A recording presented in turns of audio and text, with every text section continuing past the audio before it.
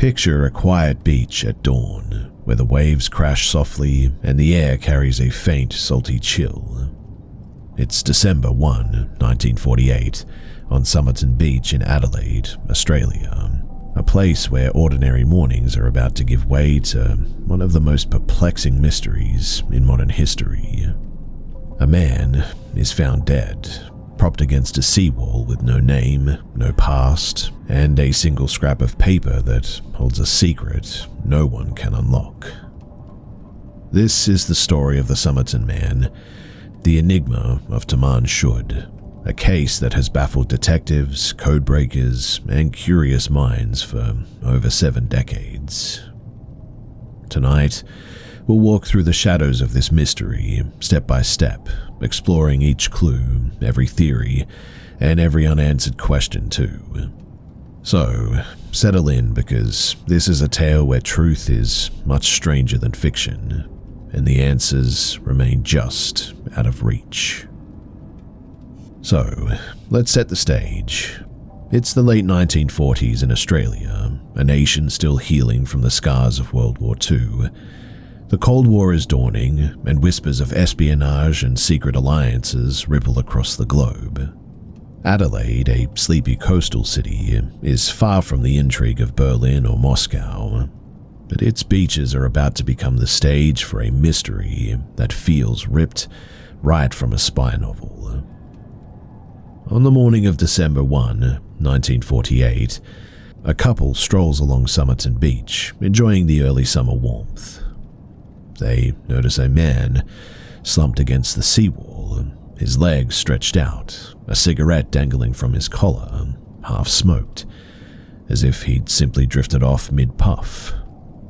He's dressed impeccably, a tailored suit, polished shoes, a crisp tie knotted with care. To the untrained eye, he's a businessman taking a rest, perhaps recovering from a late night. But as the morning wears on, passers-by grow uneasy. His stillness is unnatural. A call is made, and soon police are on the scene, cordoning off the sand as the waves whisper indifferently nearby. The police begin their work, expecting a straightforward case, a heart attack, perhaps, or a tragic overdose. The man appears to be in his early 40s, fit, with neatly combed hair, and a face that suggests quiet sophistication. His hands are clean, his nails manicured, his physique athletic. But the first oddity emerges. Every label on his clothing, his suit jacket, shirt, trousers, even his underwear, has been meticulously removed, almost as if someone wanted to erase any trace of who he was. His pockets offer only fragments of life: a used bus ticket in Glenelg, a nearby suburb, an unused train ticket to Henley Beach, a pack of American-made cigarettes, rare in post-war Australia, a comb, and a stick of chewing gum. No wallet, no identification, no letters, no keys. It's almost as if this man stepped out of nowhere, sat down on the beach, and just ceased to exist. The autopsy, it only deepens the puzzle too. The coroner, Dr. John Cleland, finds no obvious cause of death. No bullet wounds, no stab marks, no signs of any struggle. The man's stomach contains traces of a recent meal, like a savory pasty common in Australia. His spleen is enlarged, his liver is congested, and there's a small amount of blood in his stomach, suggesting internal distress. But toxicology tests reveal no poison, no alcohol, no drugs. Theories of a rare, untraceable toxin, perhaps digitalis, derived from foxglove, or a barbiturate surface, but nothing is conclusive. The coroner notes, though, the man's exceptional physical condition, with calf muscle suggesting that he might have been a dancer or perhaps a runner. His teeth, unusually shaped, are charted in hopes of identification. but no dental records match. Fingerprints are taken, circulated internationally, but no one claims him. The Somerton man, as the press soon calls him, is a ghost, a man without a past. Weeks pass and the case grows colder. The police, they're stumped. The public, intrigued. Newspapers splash the story across front pages, printing sketches of the man's face and pleading for anyone to come forward. But no family, no friends, no colleagues step up. Again, it's as if he never even existed. Then, in January of 1949, a breakthrough. A police officer re-examines the man's clothing and discovers a hidden pocket, sewn so tightly into the lining of his trousers it's nearly invisible. Inside is a tiny, tightly rolled scrap of paper, no bigger than a cigarette. On it, printed in elegant Persian script, are two words, Taman Shud, with the phrase meaning ended or finished in English, coming from the final page of the Rubaiyat of Omar Khayyam, a collection of Persian poetry by the 11th century poet Omar Khayyam, beloved for its meditation on life, love, and the inevitability of death. The scrap feels like a deliberate clue, a message left behind by the man or maybe someone else. The discovery of Tamam Shud electrifies the investigation. Police issue a public appeal. They ask if anyone has seen a copy of the Rubaiyat missing its final page. The call yields results. A local chemist reports that around the time of the man's death, a copy of the book was found in the back of his unlocked car parked near Somerton Beach. The book, a rare 1859 edition published by Whitcomb and Toombs, is handed over to the police. And they confirm the torn edge of the final page matches the Tamam Shud scrap perfectly. But the book holds even more secrets. Scrawled in pencil on the inside cover is a series of letters arranged in 5 lines, almost like a code or cipher. Here's what they look like. The code, as you can see, is baffling. Is it a message, a phone number, a shorthand for something only the man understood? Australia's top cryptographers, including military intelligence, they take a crack at it. But the letters resist decryption. Some suggest that it's a substitution cipher, others a personal shorthand, but no pattern emerges. Even today, in 2025, amateur sleuths and codebreakers on platforms like X pore over the sequence, hoping for a breakthrough. The book offers another clue as well, an unlisted phone number, handwritten in the same pencil. Police trace it to a nurse named Jessica Thompson, who lives in Glenelg, just a mile from Somerton Beach. Could she hold the key to the man's identity? Jessica Thompson, a 27-year-old nurse, she's brought in for questioning. She's polite but guarded, her demeanor uneasy. When shown a plaster cast of the Somerton man's face, she nearly faints, her hands trembling. Yet she insists that she doesn't know him. Her story raises suspicions. She admits to owning a copy of the Rubaiyat years earlier, during the war, which she gave to an army officer named Alfred Boxall, a man she met in Sydney. The police track down Boxall, now living in New South Wales. He's very much alive though, and his copy of the Rubaiyat is intact, with no missing pages or codes. Jessica's connection to the case seems to dissolve, but her nervous reaction lingers in the investigators' minds. Why did she seem so shaken? What was she hiding? Jessica, who later marries and goes by Jo Thompson, remains a figure of fascination, a shadow at the edge of this mystery. Well, The investigation stalls, but the public's imagination runs wild. The Somerton man becomes a national obsession, his story dominating headlines. Was he a spy operating in the murky waters of the Cold War? Australia, in 1948, was a key ally in Western intelligence networks, and nearby Woomera was home to a secret rocket testing range. The missing labels, the rare cigarettes, the undeciphered code, all point to espionage. Perhaps a Soviet or British operative silenced with an untraceable poison. Or was he a heartbroken wanderer, choosing to end his life with a nod to the fantastic poetry of the Rubaiyat? The book's final verse, from which Tamam Shud is torn, speaks of leaving life behind without regret, a haunting parallel.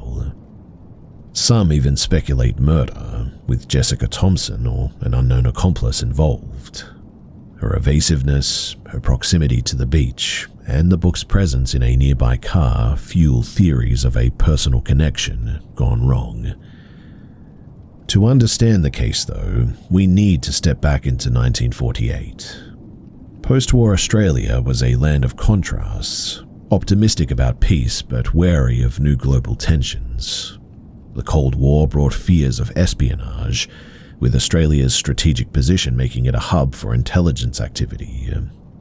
At the same time, the Rubaiyat was wildly popular, its romantic and philosophical verses resonating with a generation weary of war. The Somerton man's choice, or someone's choice, to leave that scrap of paper feels deliberate, almost theatrical. Was it a final statement, a coded message, or perhaps a red herring meant to mislead? The removal of clothing labels suggests intent, as if the man or someone else wanted to sever all ties to his identity. Even his American cigarettes are a curiosity, rare in Australia. They hint at a connection to the United States, or international travel at least. The man's possessions are meticulously catalogued. The bus ticket suggests that he travelled to Glenelg that morning, but the unused train ticket to Henley Beach implies a change of plans, or at least somebody else's interference. His shoes, polished to a shine, show no signs of wear, as if they were brand new. His suit, though labelless, is high quality, tailored to fit. The cigarette on his collar, half smoked, raised questions. Did he light it and die before finishing, or was it placed there? The autopsy notes his exceptional calf muscles, leading some to speculate that he was a ballet dancer, a runner, or even a soldier trained for endurance. His teeth, with unique gaps and wear, are photographed and circulated, but no dentist recognizes them. The police distribute posters, publish sketches, and even embalm the body for months, hoping that someone will claim him. But no one does. By mid-1949, the Somerton man is laid to rest in Adelaide's West Terrace Cemetery, his gravestone reading simply, "Here lies the unknown man." The case fades from the headlines, but it never truly leaves the public's mind. Over the decades, amateur sleuths, journalists, and detectives keep the mystery alive. In the 1970s, a retired detective named Gary Feltus, he takes up the case, interviewing aged witnesses and digging through archives. He uncovers a detail, too. Jessica Thompson, when questioned in 1949, mentioned a son, Robin, who later became a professional dancer with the Australian Ballet. Some speculate that Robin could be the Somerton man's son, given the man's dancer-like physique, but no proof emerges. Jessica dies in 2007, her secrets buried with her. Her family, interviewed years later, insists that she knew nothing. But the mystery of her reaction persists. Fast forward to the 21st century, and technology offers a new hope. In 2009, researchers at the University of Adelaide begin analysing the case, focusing primarily on the code and the man's preserved hair samples. By 2022, a breakthrough. Forensic genealogist Colin Fitzpatrick and physicist Derek Abbott, who has dedicated years to the case, used DNA from the hair to propose an identity. Carl Webb, an electrical engineer born in Melbourne in 1905. Webb's life seems to fit too. A solitary man, divorced in the 1940s, with a love for poetry and a possible connection to Adelaide. His DNA matches distant relatives, and a photo of Webb bears a striking resemblance to the Somerton man's autopsy images. But the discovery, it raises some new questions. Why was Webb in Adelaide? Why were his labels removed? How did he die? And what about the code, still undeciphered, despite supercomputers and even AI? Here are some of the theories, each more tantalizing than the last. The espionage angle remains compelling. In 1948, Australia was a key player in the Five Eyes intelligence network, and the Woomera Range was testing missiles that worried the Soviets. Could the Somerton man have been a spy, poisoned with a substance like arsenite which leaves no trace? The missing labels and codes support this, but no government has ever claimed him. The self-deletion theory points to the Rabiat's themes of accepting death. Perhaps Webb, if he was the man, was despondent after his divorce, choosing to end his life with poetic flourish. But that begs the question, why remove the labels? Why the code? The murder theory circles back to Jessica Thompson. Was she involved in a love triangle, a secret that turned deadly? Her near fainting at the sight of the man's face suggests recognition, but her silence leaves us guessing. Some even propose wilder ideas, a connection to a secret society, a coded message for a lover, or a bizarre accident misread as foul play. The Tamam Shud case is more than a mystery. It's a mirror reflecting our need to find meaning in the unknown. The scrap of paper, with its Persian promise of an ending, feels like a challenge to all of us. Was it the man's final act? A declaration of surrender? Or was it planted, a clue to mislead? The code, those cryptic letters, they taunt us, daring us to crack it. In 2025, people continue to debate the case, sharing theories about spies, lovers, and lost poets. The Somerton man has become a legend, a ghost who walks the beaches of our imagination. And his story reminds us that some truths are buried too deep, now seemingly lost in the sands of time. As we stand here in 2025, the Tamam Shud case remains a labyrinth without any exit.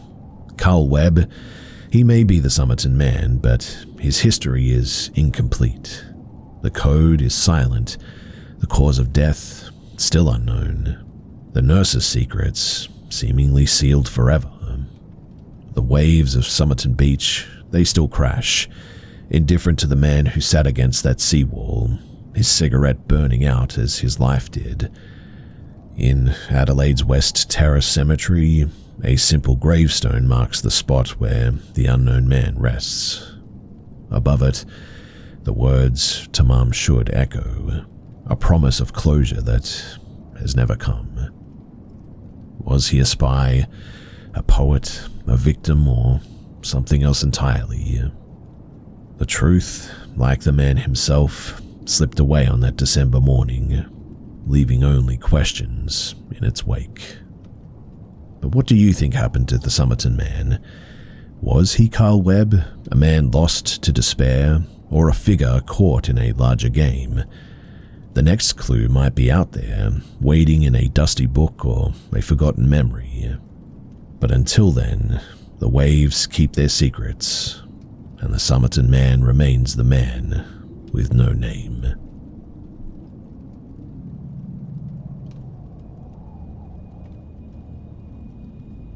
Close your eyes and imagine a world cloaked in darkness, where the air is thick with mist and the ground beneath you shifts, soft and treacherous. It's the dead of night, in the swamps of West Bengal, India, a place where the veil between the living and the dead feels paper-thin. In these marshes, strange lights dance across the water, blue, green, sometimes white, flickering like lanterns held by invisible hands. They beckon, they lure, and for some, they lead to a watery grave. These are the Alaya ghost lights, a mystery that has haunted the Sundarbans and its people for centuries. So, settle in, because this is a story where the light you follow might just lead you astray. The Sundarbans, a vast mangrove forest and delta in West Bengal, is one of the most otherworldly places on the entire earth. Stretching across thousands of square miles where the Ganges, Brahmaputra, and Meghna rivers spill into the Bay of Bengal, it truly is a labyrinth of winding waterways, muddy islands, and dense thickets of mangrove trees. By day, the swamps pulse with life. Royal Bengal tigers prowl silently, crocodiles glide through murky channels, and fishermen navigate in small wooden boats, casting nets for their livelihood. But as night falls, the Sundarbans transform. The air grows heavy with humidity, the stars vanish behind a shroud of mist, and an eerie silence settles in, broken only by the croak of the frogs or the distant splash of water. It's in this twilight world, where shadows seem to move on their own, that the Alaya ghost lights appear, elusive, glowing orbs that hover over the marshes, drifting without sound, without purpose, or at least, so it seems. The Alaya ghost lights, known locally as Alaya or marshfire, have been part of the Sundarbans lore for generations, whispered about in fishing villages and passed down through stories told by firelight. The name Alaya itself evokes mystery, derived from a Bengal word meaning illusion or deception. But these lights are not unique to India too. Similar phenomena, like the will-o-wisp in Europe or the min-min lights in Australia, appear in marshes and bogs worldwide, each with its own tales of enchantment or doom. But in the Sundarbans, the Alaya lights carry a particular weight, tied to the region's deep spiritual beliefs and the harsh realities of life in a treacherous landscape. For the fishermen who brave the swamps, the lights are both a warning and a curse, a phenomenon as old as the rivers themselves. Picture a fisherman named Arjun, a weathered man in his 40s, rowing his boat through the narrow canals of the Sundarbans in the late 19th century. It's a moonless night, the kind where the darkness feels alive. Arjun is late, returning to his village, his net heavy with fish, when he sees it. A faint blue glow hovering over the water, no bigger than a lantern, bobbing gently as if carried by the wind. Curious, he rows closer, thinking that it might be another fisherman's light. But the glow moves, drifting deeper into the swamp, always just out of reach.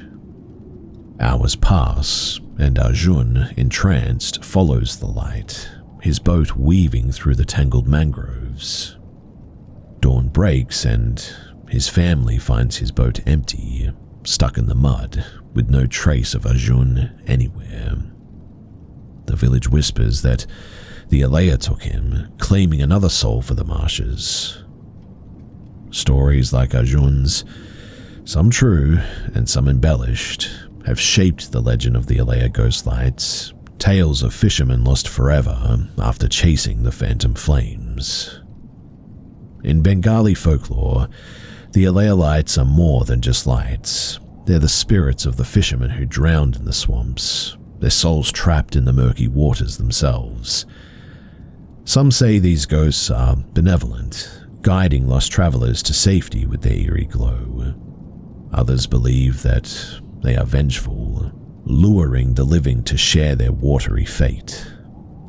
The Sundarbans is a place steeped in spirituality, where Hindu and Muslim traditions blend with animistic beliefs, and the natural world is seen as alive with spirits. Fishermen often perform rituals before entering the swamps, offering prayers to Bonbimbi, the goddess of the forest, to protect them from tigers, crocodiles, and the Alea lights. But these stories aren't just superstition. They reflect the real dangers of the Sundarbans, where sudden storms, shifting tides, and hidden mudflats can claim lives in an instant. The lights, whether spirit or science, embody the fear of the reverence of a people bound to this unforgiving land. But what are the Alea ghost lights really? Well, let's step out of the folklore and into the realm of science, or at least the attempt to explain the seemingly unexplainable. One of the leading theories is that the lights are caused by swamp gas, specifically methane, produced by decaying organic matter inside of the marshes. Methane, when released, can ignite spontaneously or be sparked by natural processes, creating small, fleeting flames that hover above the water. This phenomenon, known as ignis fatuus or fool's fire, is well documented in wetlands worldwide. In the Sundarbans, the abundance of rotting vegetation and the humid, oxygen-poor environment make methane a plausible culprit. But there's a catch. Methane flames are typically brief and stationary, while the Alea lights, they are said to move, sometimes darting or drifting as if guided by something. Fishermen report seeing them for minutes or sometimes even hours, leading them deep into the swamp, behavior that methane alone struggles to explain. Another theory points to bioluminescence, the natural glow produced by certain organisms. Fireflies, for instance, are common in the Sundarbans, and their synchronized flashing could mimic a hovering light. Some scientists suggest bioluminescent fungi or plankton in the water might contribute, creating eerie glows in the dark. Yet, fireflies don't typically produce the blue or green hues described by some, and plankton glows are usually confined to the water, not hovering above it. A more exotic hypothesis involves the reflective feathers of barn owls, which hunt in the Sundarbans at night. Their white feathers catching moonlight or distant light sources could appear as floating orbs. But this theory falters when you consider the lights appearing on moonless nights, or also in thick fog, where reflection seems extremely unlikely. Each explanation feels like a piece of the puzzle, but none of them fit perfectly, leaving room for doubt and also for the supernatural. Returning to the stories though, because it is the human element that makes the Alea lights so haunting. In the 1970s, a fisherman named Gopal recounted a terrifying encounter to his village. He was returning from a long day's work, his boat laden with fish, when a green light appeared, hovering just above the water. He described it as moving slowly, almost playfully, leading him away from his usual path. Gopal, a practical man, tried to ignore it. But the light seemed to call to him, growing brighter as he rowed. For reasons that he cannot explain, he followed it for what felt like hours, only to find himself stranded in a dense thicket, his boat tangled in roots. Panic set in as he realized that he was lost, far from any familiar channel. By some sort of miracle, he found his way back at dawn, but he swore that the light had a will of its own, as if it wanted him to follow. Gopal swore off fishing at night ever again after this, and his story joined the countless others that fuel this legend. The Alea Lights have been reported for centuries too, with written accounts dating back to the colonial era. In the 19th century, British administrators in Bengal noted strange lights in the swamps, dismissing them as native superstition. But even they couldn't explain why experienced fishermen, who knew the Sundarbans like the back of their hands, would seemingly vanish, allegedly after chasing these glows. In the 20th century, as the region's population grew and fishing became a mainstay, reports of the lights increased. A 1980 study by a Kolkata-based biologist documented dozens of sightings, with witnesses describing lights that ranged from small, candle-like flickers to larger orbs the size of a football. Some moved slowly, others darted erratically, and a few even seemed to respond to human presence, dimming when approached or splitting into multiple lights at times. The study concluded that methane was the likely cause, but the researcher admitted that the light's behavior defied simple explanation. The Sundarbans is a place of contradictions, a UNESCO World Heritage Site celebrated for its biodiversity, yet a deadly frontier where nature holds sway. For the 4.5 million people who live in or near the region, the Alea Lights are a fact of life, as real as the tigers or the tides. Elders teach younger generations to avoid the lights, to stay focused on known paths, and to carry offerings for Bonbinbi. These rituals aren't just about protection, too. They're a way of respecting the unknown, of acknowledging that some forces in the Sundarbans defy logic. The lights have inspired poems, songs, and local films, cementing their place in Bengali culture. They're a reminder of the region's mysticism, a place where gods, spirits, and science coexist in uneasy harmony. Well, coming to 2025, and the Alea ghost lights remain a mystery, as alive today as they were a century ago. Grainy videos and photos claiming to capture the lights spark debates between skeptics and believers. Scientists continue to study the phenomenon, now armed with drones and infrared cameras. But the Sundarbans' inaccessibility makes research very difficult. A 2023 expedition by a team from Jadavpur University recorded faint glows in the marshes at one time, attributing them to methane once again, but also noting their unusual persistence. Meanwhile, fishermen still report sightings, some claiming the lights have saved them by leading them to shallower waters, while others insist that they narrowly escaped death. The rise of social media and the internet has globalized the mystery too, drawing parallels to similar phenomena like the Naga fireballs in Thailand or the Hestelin lights in Norway. And yet, the Alea lights remain uniquely tied to the Sundarbans' haunted landscape. So, what are we to make of the Alea ghost lights? Are they simply swamp gas, a trick of nature explained by chemistry? Methane burns blue, after all, and the Sundarbans' organic rich waters are a perfect breeding ground. But then, why do the lights move, sometimes even against the wind, leading people astray seemingly? Could bioluminescence or reflective wildlife play a role, creating illusions in the fog? Or is there something more, something tied to the spirits of the lost? The Sundarbans has claimed countless lives, fishermen caught in storms, villages attacked by wildlife, travelers swallowed by the mud. And so, is it so hard to believe that some linger, their souls flickering in the dark? The truth, as is often the case, lies in the tension between science and story, between what we can measure and what we can feel in our bones.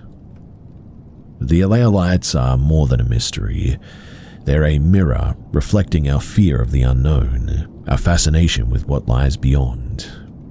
In the Sundarbans, where life and death dance as closely as the tides, the lights are a reminder of nature's power and mystery. They challenge us to question what we see, to wonder if the world is more than it seems. For every fisherman who's followed a light and lived to tell the tale, there's another who never returned, their story literally swallowed by the swamp.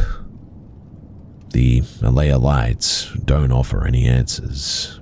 They offer questions, glowing in the darkness, daring us to follow. As we stand here in 2025, the Alea ghost lights continue to flicker in the Sundarbans, as elusive as ever.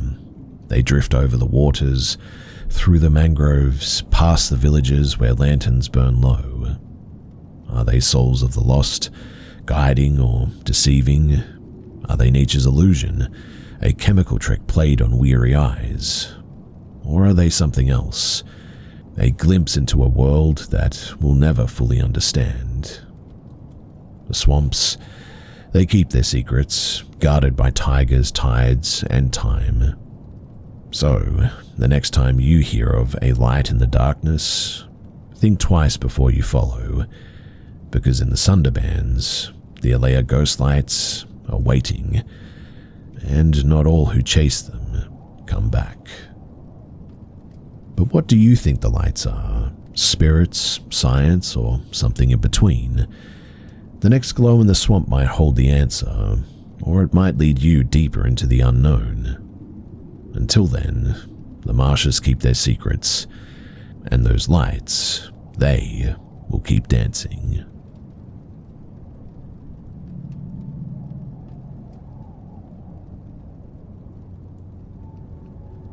Picture this. You're setting sail on a sunlit sea, the horizon stretching endlessly before you, your family by your side, laughter mingling with the salt air. Now imagine that journey turning into a nightmare, your boat vanishing into the waves, leaving only fragments of a life, and a mystery that chills to the bone. This is the story of the Goddard family, Yves, Mary France, Camille, and Marius, who set out from Saint Malo, France, in 1999 for a sailing holiday and disappeared, leaving behind blood, bones, and questions that haunt the Brittany coast to this day. Settle in as we navigate through the murky waters of this enigma, tracing every clue, every theory, and the silence of a sea that refuses to speak. This is a tale where the truth truly lies somewhere beneath the waves. It's September 1, 1999 in Saint Malo, a picturesque port town on France's Brittany coast, where stone walls guard a history of pirates and explorers. The Goddard family, Yves, a 43-year-old doctor, his wife, Mary France, also in her 40s, and their children Camille and Marius, 6 and 4, are preparing for a short sailing holiday. Yves, a respected acupuncturist from Caen, has rented a 26-foot catamaran named Nick, a vessel for leisurely coastal trips. The family is excited, their bags packed with snacks, toys, and sleeping bags for a week of adventure along the rugged shores of the English Canal. The sun shines, the sea sparkles, and St. Malo's harbour buzzes with tourists. As Nick sails out, no one suspects that this will be the Goddards' final voyage, a journey that will plunge them into one of France's most baffling mysteries. The late 1990s in France are a time of relative calm, a nation enjoying economic growth and the dawn of the euro. But beneath the surface, tensions simmer, financial scandals, organized crime, and the lingering paranoia of the post-Cold War era. Yves Goddard, a middle-class professional, seems far removed from such intrigues. His acupuncture practice in Caen is thriving, though whispers of unpaid debts and questionable investments trail him. The Goddards are an ordinary family, their lives centered on school runs and quiet evenings. Yet, as we'll see, ordinary lives can hide extraordinary secrets. The English Canal, where they sail, it's a busy waterway dotted with fishing boats and ferries, but also a place of some mystery, its currents hiding shipwrecks and secrets from the past. And within this setting, the Goddards' disappearance feels both impossible and eerily plausible. Days pass and the Goddards don't return to St. Malo. By September 5th, Mary France's mother, living next door to the family's Kane home, grows worried. She alerts the authorities and a massive search begins across the English Canal, involving both French and British Coast Guards, helicopters, and naval ships. Early clues are scattered like flotsam. On September 2nd, a lifeboat from Nick washes ashore near Denard, empty. Fishermen report finding items in the sea, Yvez's credit card, the family's sleeping bags, a child's toy, all drifting seemingly aimlessly.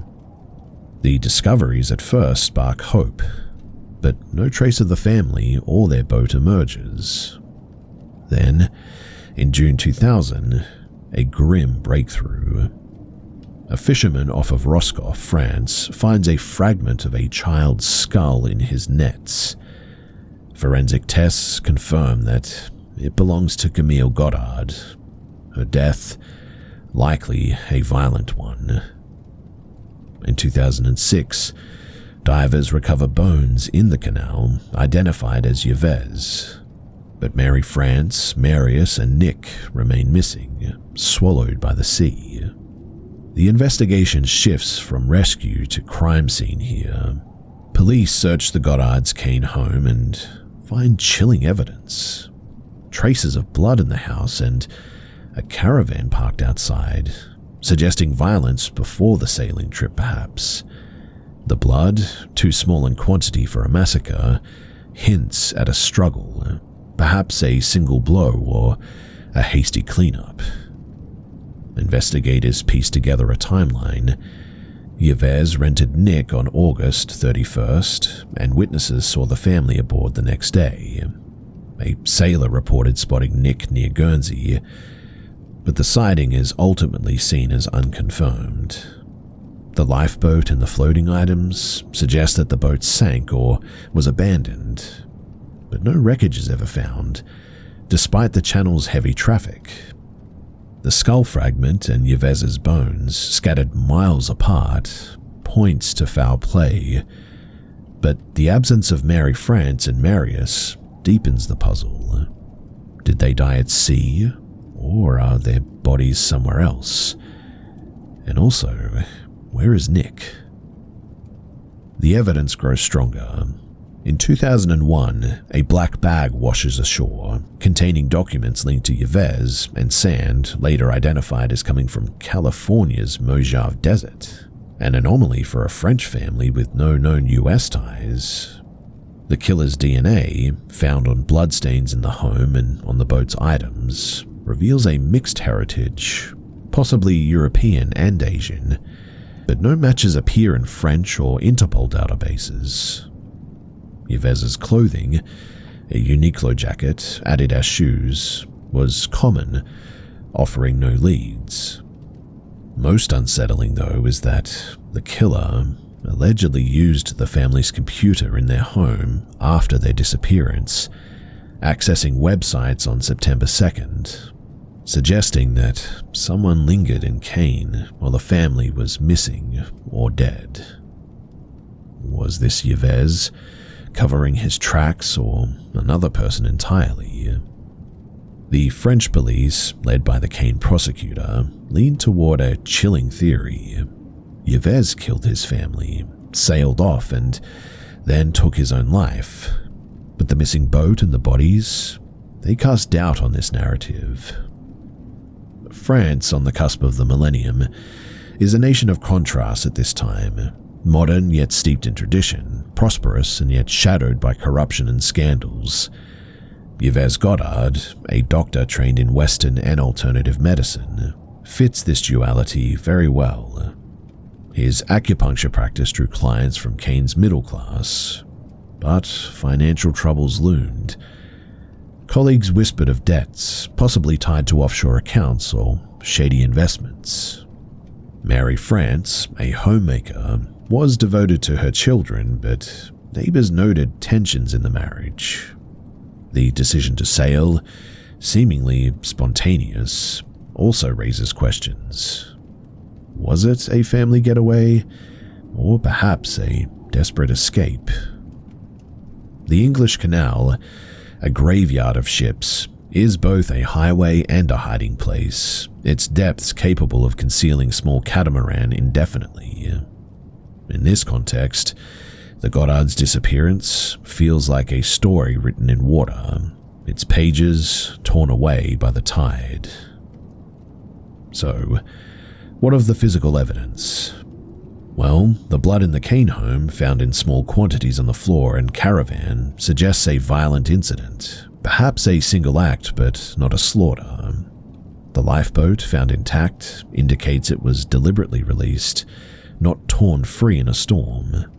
The floating items, credit card, sleeping bags, toy, were scattered over miles, suggesting drift or perhaps deliberate disposal.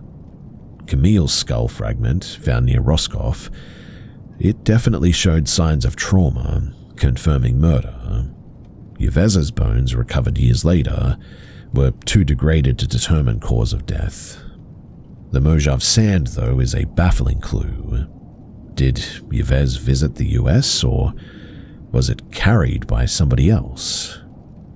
The DNA, unmatched to this day, points to an unknown male, possibly the killer. The computer activity, time-stamped after the family's last sighting, is a chilling detail. Who was in that house, and why? Picture the Goddard's final moments, if you will. It's September 1st, 1999, aboard Nick. Yves steers the catamaran, the wind tugging at Camille's hair as she laughs with Marius. Mary France prepares snacks below deck, the family completely unaware of the darkness ahead. Perhaps an argument erupts, or an intruder boards under cover of night. Blood is spilled, maybe in Kane, maybe at sea. The lifeboat is cast off, items thrown overboard. Camille's life ends brutally, her small body lost to the waves. Yves, whether victim or perpetrator, meets his end, his bones sinking to the channel's floor. Mary France and Marius vanish, their fates a complete blank page. The sea closes over Nick, leaving only fragments to wash ashore. This scene, imagined from the clues, captures the tragedy well. A family erased, their story unfinished. So, what happened to the Goddard family? The leading theory, favored by French police, casts Yves as the killer.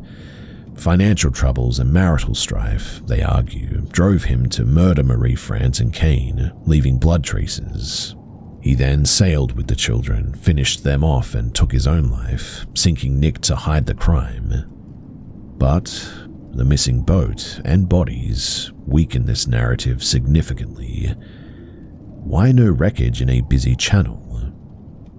Another theory suggests a mob hit. Yves's rumored financial dealings could have crossed organized crime at some stage, leading to a professional assassination at sea.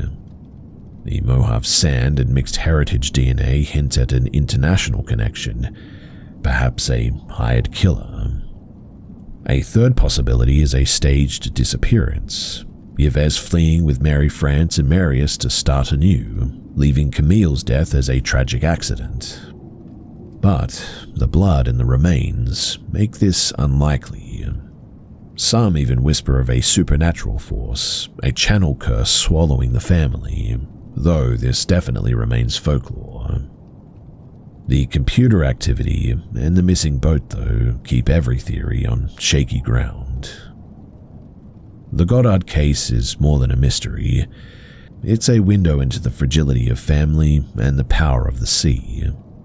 In France, where sailing is both sport and tradition, the Channel is a beloved but treacherous frontier. The 1990s saw several high-profile disappearances, from yachtsmen to fishermen, fueling tales of a sea that claims its own. The Goddard story resonates with this, a modern tragedy echoing ancient maritime myths. For Kane's residents, the case is a wound, a reminder of how quickly normalcy can unravel.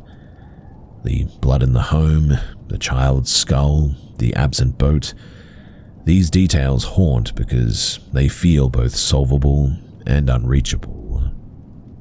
In 2025, the case lingers all too much in French memory.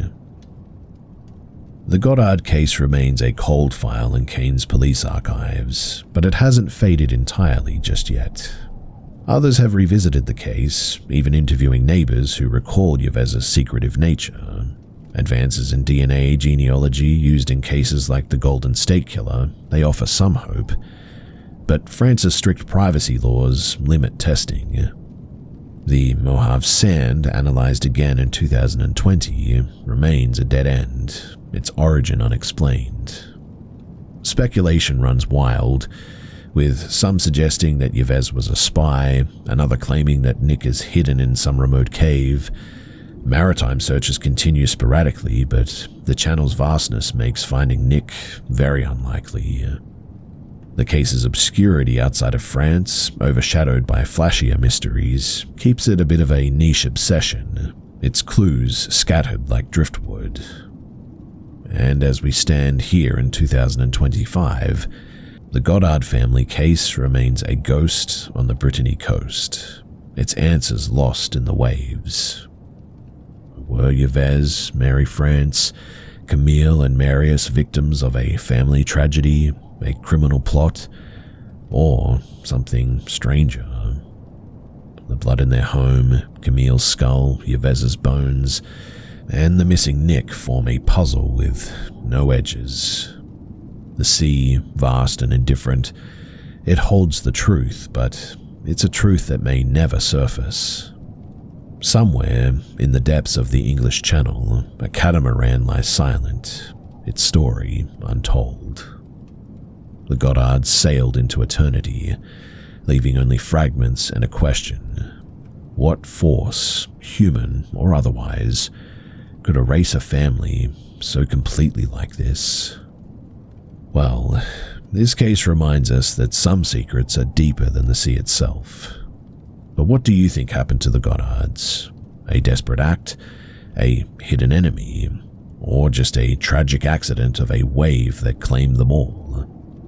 The next piece of driftwood might just hold the answer, or perhaps sink it forever. But until then, the English Channel keeps its silence, and the Goddards remain ghosts of the tide.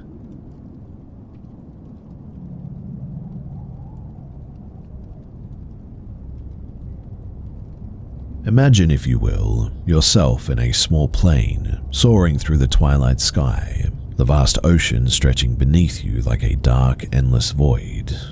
The stars are your only guide, until a strange light appears, hovering, metallic, impossibly fast. It's not an aircraft, not a star, not anything you know. And then, in an instant, you're gone, swallowed by the night, leaving only a crackling radio call as your final trace. This is the story of Frederick Valentik, a 20-year-old Australian pilot who vanished over the Bass Strait in 1978 after reporting a UFO playing a deadly game above his plane. Again, settle in for this tale where the truth may be out there and way beyond our reach. So, it's October 21st, 1978 in Melbourne, Australia, a bustling city on the edge of the Bass Strait, a treacherous stretch of water separating mainland Australia from Tasmania. The sun is setting, casting a golden glow over Moorabbin Airport, a small airfield where aspiring pilots train. Frederick Valentik, a 20-year-old with a boyish grin and a passion for aviation, climbs into a Cessna 182L, a single-engine plane painted blue and white. He's a student pilot, logging hours towards his commercial license, with 150 hours of experience now under his belt. Tonight's flight is routine, a 235-mile round trip to King Island, a speck of land in the strait to pick up some passengers, or so he says. As he takes off at 6:19 p.m., the sky is clear, the weather calm, and Fred, as his friends call him, is in high spirits. No one imagines that this will be his final flight. The 1970s in Australia are a time of cultural flux. The nation is embracing modernity with rock music and flared jeans, but also grappling with its isolation, a land surrounded by vast oceans and endless skies. UFO fever is at its peak, fueled by films like Close Encounters of the Third Kind, which Fred watched just weeks before his flight. Stories of strange lights and abductions fill tabloids, and Australia's remote landscapes, like the Bass Strait, known as the Triangle for its history of lost ships and planes, feed the imagination. Fred himself is a UFO enthusiast, a member of a local group studying extraterrestrial phenomena. He's young, ambitious, but not without flaws. His instructors note his carelessness, failing 2 commercial license exams at this point. Yet, on this night, he's focused, his Cessna climbing steadily into the twilight, unaware of the mystery about to unfold. At 7:06 p.m., as Fred cruises at 4,500 feet over the Bass Strait, 44 miles from Cape Otway, he radios Melbourne flight service. His voice, calm but curious, cuts through the static. Melbourne, this is Delta Sierra Juliet. Is there any known traffic below 5,000? The controller, Steve Robbie, responds, no traffic. Fred's next words send a chill. I'm seeing a large aircraft with 4 bright lights about 1,000 feet above me. It's not an aircraft. For 6 minutes, Fred describes the object. A metallic craft, green glowing, with landing lights that pulse erratically. It's orbiting on top of me, he says, his face tightening. It's playing some sort of a game. It's moving so fast. Robbie asks if he can identify it. Fred's reply is haunting. It's not an aircraft.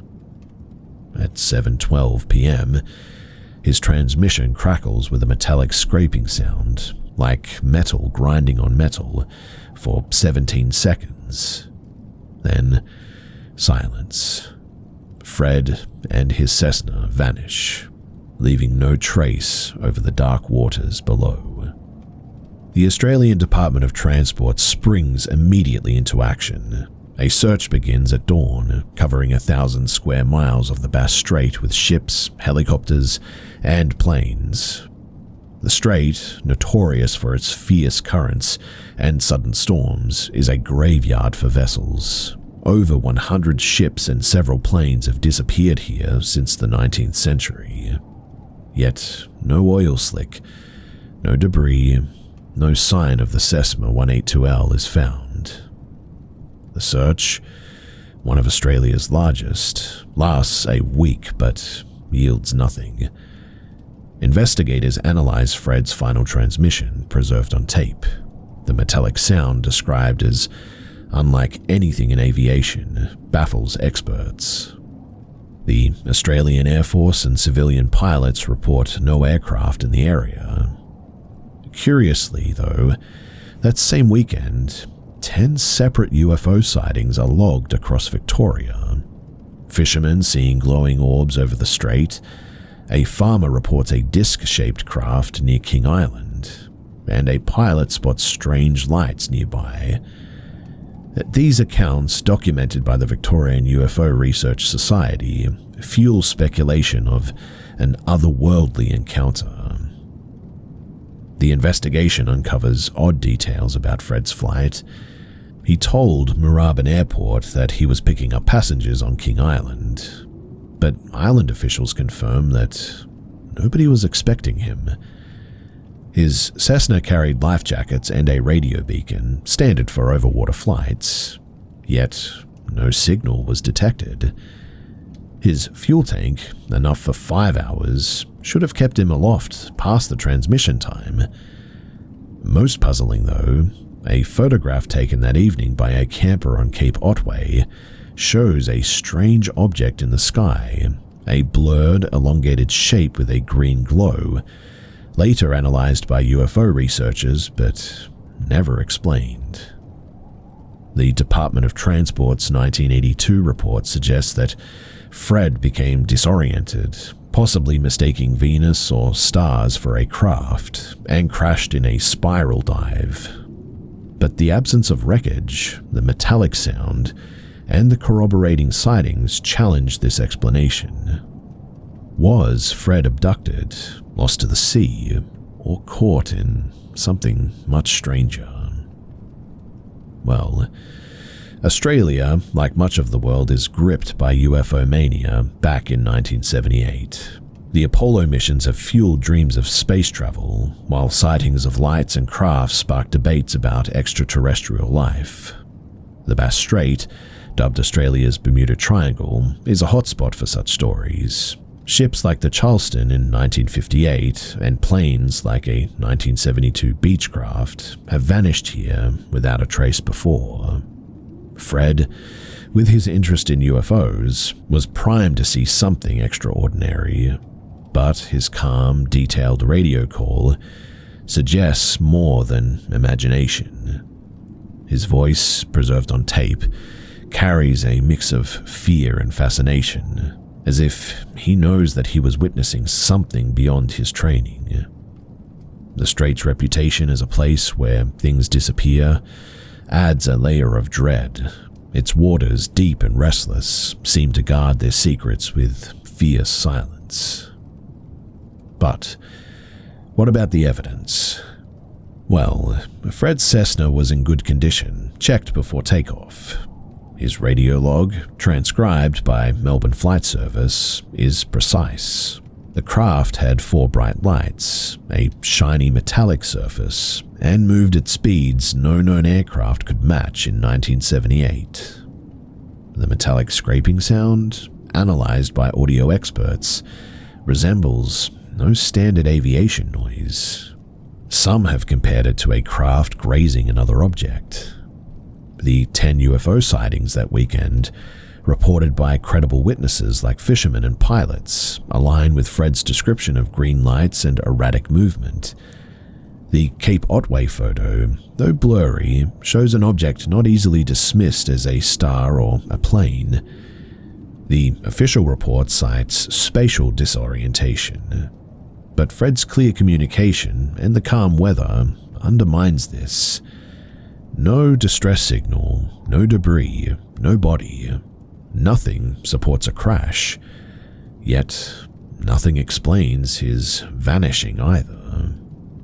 Picture Fred Valentik in his cockpit, the Cessna humming steadily at 4,500 feet.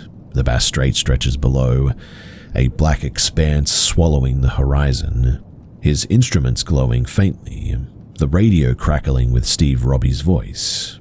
Then a shadow suddenly passes overhead, a metallic craft, its green lights pulsing like a heartbeat.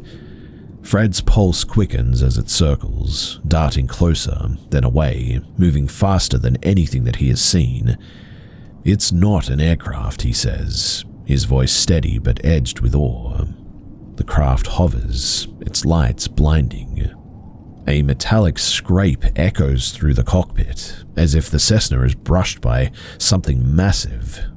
Fred's hands grip the controls, his last words lost in static. The sky suddenly closes over him, and the Strait claims another soul. This scene, woven from his transmission, captures the moment that a young pilot met the unknown and never returned. So then, what happened to Frederick Valentik? The UFO abduction theory, championed by groups like the Victorian UFO Research Society, points to the craft that he described in the corroborating sightings. Could an extraterrestrial force have taken him, plane and all, leaving absolutely no trace?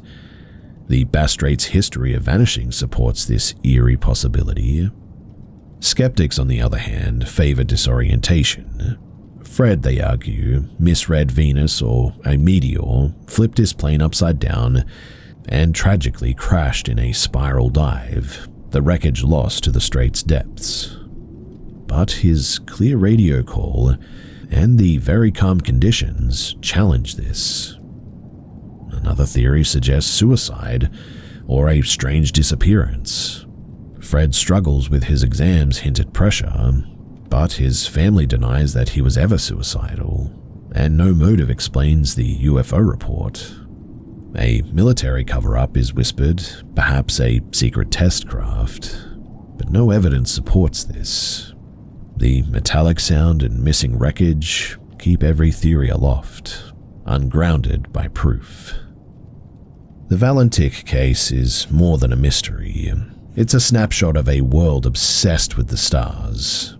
In 1978, UFOs were a cultural phenomenon from Hollywood to rural Australia, where farmers and pilots alike shared tales of lights in the sky.